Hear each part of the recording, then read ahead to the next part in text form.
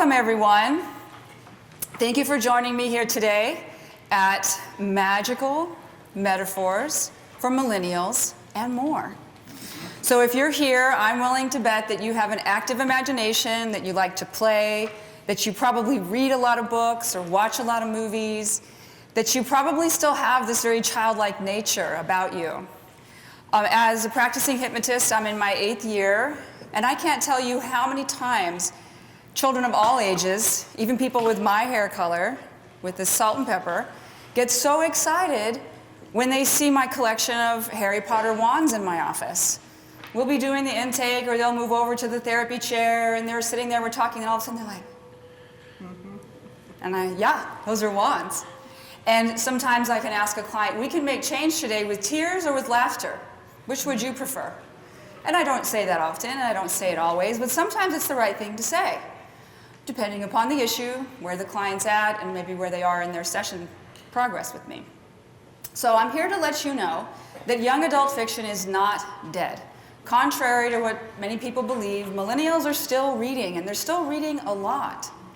And right around the 1960s is when things changed, when they started writing books for this YA young adult audience. I can see some of you are here close to my age. You remember Are You There, God? It's Me, Margaret. You know, all these books that were written for the coming of age, you know, the stories of moving through puberty. And no matter how old you are, you can connect with these books because they remind you of that time. We can all associate to being the outcast or the nerd or, you know, the quiet introvert that wants to be popular. We all have these memories that we can associate with that bring us right back into that when we start reading these stories. So what I invite you to do here today is just imagine that the outside world is falling away. Give yourself permission to tap into that inner child, that part of you that likes to play, and we're going to have some fun. So when I mentioned that millennials are still reading, they're not necessarily reading paper books, but they are reading. And for them, very often the themes are exactly the same as they were for us. The power struggles, the class systems, where do I fit? You know, how am I going to make this work? Where is my place in the world? The themes really never change. Whether you're Gen Z, whether you're millennials, whether you're Gen X, right? It doesn't matter where we are. We're still kind of moving with these same themes about who we are and where we are. But they are still reading. And we kind of, I have millennial children, and I get kind of bummed when people lump them into a category. You know, they're entitled, or they're lazy, or they're whatever. It's like, you know, they've been saying that about every generation. Millennials are no different. It's just you've moved into that category of crotchety old person. So again, the reason why we like to read these stories is because there's a feeling of familiarity.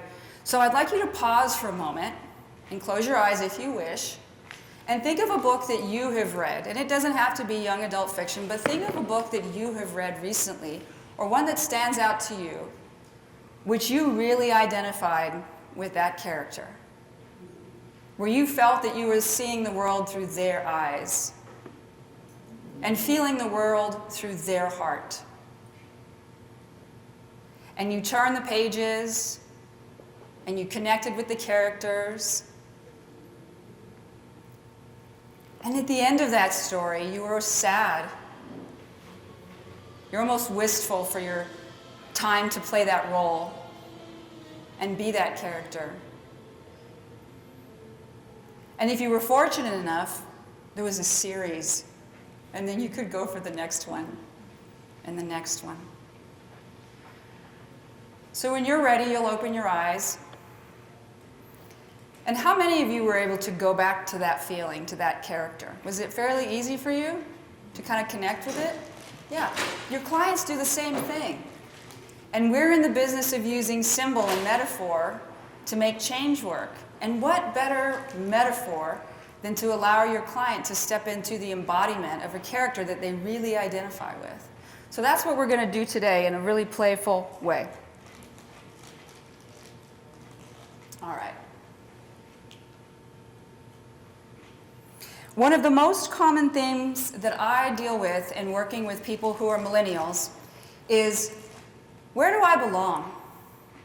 And again, this doesn't really change, but I think what's different with this particular generation, and especially the younger millennials and the Gen Z, is they feel like they're falling behind their peers. They feel like their peers are moving ahead in life before they are. But so many of the millennials have found that I got to figure it out right now, because if I don't, I'm going to be left behind, lost, and I'm not going to be able to make up that time. And we know that for many people in that age range, they've delayed having children, they've delayed buying a house, some of them have even delayed their careers, and so it kind of adds to that feeling of pressure. You know, here they are 23, 22, 25, even 30 sometimes, and they feel like their life is, you know, what have I done with my life? I don't have much left. I'm like, well, I'm planning to live to be like 90 or 95, and I'm 54, and I'm super excited about the next 20-something years. You've got a ton of time ahead of you. So it's a really, really popular theme with that particular age group, that they feel like they have to figure it out now, that they're falling behind their peers, and we can use this playful way to help them connect with these characters who figured it out, to give them that hope that they're going to figure it out. Now, one of the reasons that I especially love Harry Potter is because we're able to age, our children were able to age with these characters, if you have children, right? And Harry started out as this little kid, went through his middle years, became an adult, and we got to follow him every step of the way. And what's really great about the Harry Potter series is that it broke that taboo. You saw adults of all ages sitting with a Harry Potter book. I know I have. And I'll tell you something interesting. It was around 2000 when the series had already been out for a bit. It was really popular. My son was in 2nd grade. And I'm like, I'm not buying into that marketing crap. I'm not going to, you know, get sucked into this whole thing. And I'm like, I'm not reading those books. I'm not reading them to the kids unless they ask for it. And so we would read to our children every night. One night Nathan says, Mama, would you read me Harry Potter? I was like, okay. Went to the library, because I wasn't going to buy it. Went to the library, got the very first book, you know, Harry Potter and the Sorcerer's Stone. And I put him to bed, we're reading the book, he's falling asleep after the first chapter. I stay there until about 2 in the morning, and I finish the entire book. And after that, I was hooked. And I thought, you know what? That was part of the beginning of my learning to not be so closed-minded, to not be so, you know, poo-pooing these ideas. Because I had read other young adult fictions, but for whatever reason, at the time, I'm like, fuck that Harry Potter, not going there. Now I love Harry Potter. We went to Potter World, I took my nephew. I enjoyed it, I think, more than he did. I'm the only one who's read all the books. My children have seen the movies, but they got bored with it after a while. One of the reasons why I love this particular genre of literature is because of the power struggles. And in these themes, we get to see the main characters find a way to fight back, find a way to find their power. And isn't that what we're doing with our clients? There is a wonderful hypnotist, I don't know if he's still with us, his name is A.L. Ward. And if any of you have been here at Hypno Thoughts for any number of years, I saw him the first 2 years here, and he was, I think, in his early 90s. Any of you familiar with him? Mm-hmm. And anyway, he could not see at that point, and they'd bring him up to the front of the room, and he'd sit down, and he would have an assistant with their hand on the shoulder, and he would do hypnosis with people, even though he couldn't see. And this is the language that I got from him that I use with clients, and I think it's brilliant. The language is, it is impossible for you to lose your sense of confidence and self-esteem. It's impossible for you to lose love and trust in yourself, self-acceptance of any kind. It is impossible to lose your power. You have to unconsciously trade it away to that person or that memory or that experience. You have to trade it away for their insecurities, their judgments, their criticism, their dogma that has nothing to do with you personally. Now, he didn't use all those words, but I'm a little colorful sometimes. He was very precise. You can't lose it. You have to trade it away. I'm like, yeah, but we can embellish that, couldn't we? But I loved it. And it's so powerful because that's what these themes in young adult literature are all about. These people who are told that they're not smart enough, not clever enough, they're too young, they don't know enough, and they got to fight the system, right? And so what's so great about these titles that I'm going to share with you today is if you haven't read them, it doesn't matter. If your clients haven't read them, it doesn't matter because you already were all able to check into a story that you remember, and you'll be able to tell your own metaphors from the titles you have read. And your clients don't have to know that it comes from a book. Maybe you ask them, have you read this series? I have clients that come in and they have tattoos. And their tattoos will say, what is it, 3 3/4 or platform thing, right? Or they'll have the Deathly Hallows, which we're going to see here in a slide. Ooh, they're a Potter fan, So my son is really into Avatar: The Last Airbender. He got me into that series, and I remember folding laundry, watching, and going, wow, this is a good show. We're talking about chakras, we're talking about energy and elements and meditation, but it all had to do with power struggles, and it all had to do with finding your identity. And so when I learned about that series, I thought, this is really incredible. So your clients are going to come in, and they don't have to know, again, but you can share these things with them. We're going to start with Avatar: The Last Airbender. Anybody here in the audience familiar with this? Okay. So with Avatar: The Last Airbender, if you see these 3 expressions of who he is, this one here is when he's in his just normal state. And I encourage you to think about everything I'm saying about these characters in terms of hypnosis, right? In terms of clients being in trance, people walking around in hypnosis or not in hypnosis, and the experiences that they have. So here we are in the regular state. This is Aang. He is, there's always one avatar that incarnates. They have the ability to master and manipulate all the elements, water, fire, earth, and air.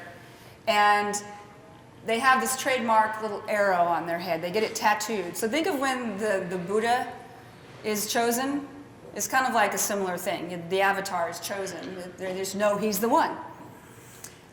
When he gets angered, and he has to learn to control his anger, when he gets angered, he'll get tossed into this, which is like a partial avatar state. And he can't control himself. So when he gets angry, when he feels that things are unjust, he gets out of control, and he goes into this avatar state. Looks kind of cool, don't you think? Now, once he learns how to master his power, his emotions, how to clean his chakras, there's a great video you can find on YouTube, how his guru is teaching him how to clear his chakras. And that's at the end of the presentation, I'll touch upon it. Once he figures out how to master his emotions, to utilize his power in a very balanced way, setting boundaries, all that good stuff, then he can do this. This is when he intentionally accesses the avatar state. And he can do some pretty cool shit. And I just rewatched the series with my husband because I'd only really seen it in bits and pieces, when my kids were there. And I sat and my daughter would come home to do laundry. Oh, you're watching Avatar? And she's 24, and my son, they dig it. So what's really great about this is you can see what a great metaphor this is for your clients, right? And even if they don't know, you can say, what would it be like to imagine that you were this being? And you weave the story in. So if anybody likes animation that has a really cool spiritual theme, you're going to love this. The avatar has the ability to access the spiritual world. He becomes this bridge between the material world and the spiritual world. And isn't that a great metaphor to use with your clients? Now, the context and the main theme of this particular series is that there are these elemental abilities that everyone, or most people, are born with, and they have these different tribes, these different nations. And isn't that a metaphor for blue and red and purple and left and right? There's these tribes of people on the earth. When the pandemic first started, people would come in and they'd have to wear a mask. And, in our business, we know that very rarely the issue is the real issue. The issue is not the issue. So they come in for nail biting and something else. So this lady comes in and she's pissed. It's a fucking mask. I was in Costco and everybody, I see them wearing the mask and it just makes me angry or angry. I'm like, have a seat, take a breath. And for her, I touched upon it in session. I said, would you like to? Yeah. Touched upon it. When she was a child, her brother used to sneak into her bedroom and thought it was funny to pull the blanket up over her face and hold it over there. And she couldn't breathe.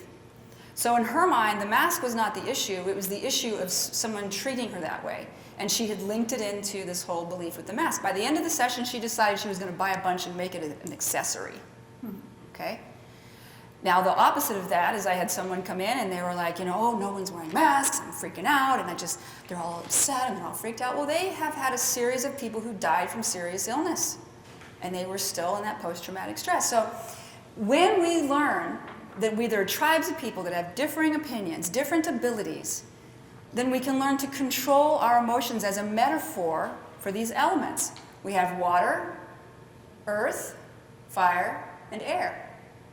And so what I love most about learning to control these elements is in session. You know how people have blocks and we're trying to help them move through the blocks, or they're trying to set healthy boundaries with somebody? What would it be like if you had this really vicious mother-in-law or father-in-law and they were just persistently an asshole? How nice would it be for you to just, sit there? If I wanted to be an earthbender, all I have to do is just go.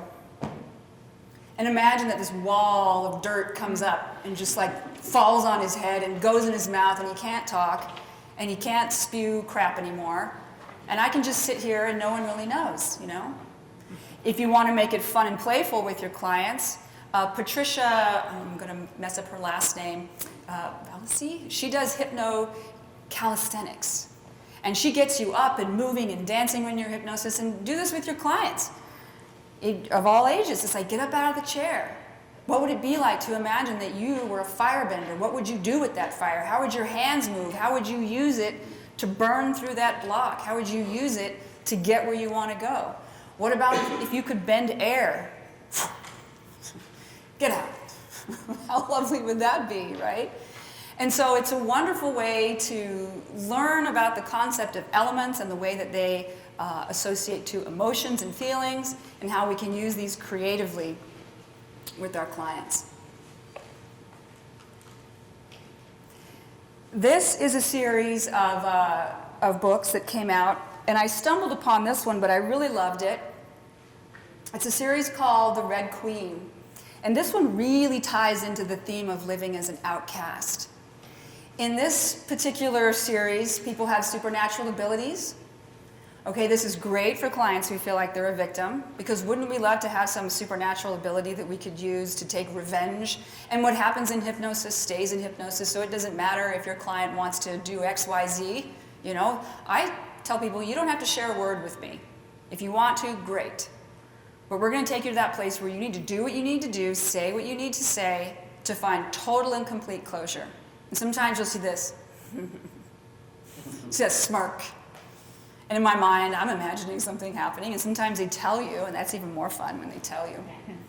But it also helps them to discover their power in being different. Because especially with the Gen Z and the millennials, there's this mixed message. Be like everybody else, especially with social media. Be like everybody else, but then be different. Or they were raised being told, you're special. You're special. Then they go to college or out in the world and they realize, I'm not special. I'm not any different than anybody else.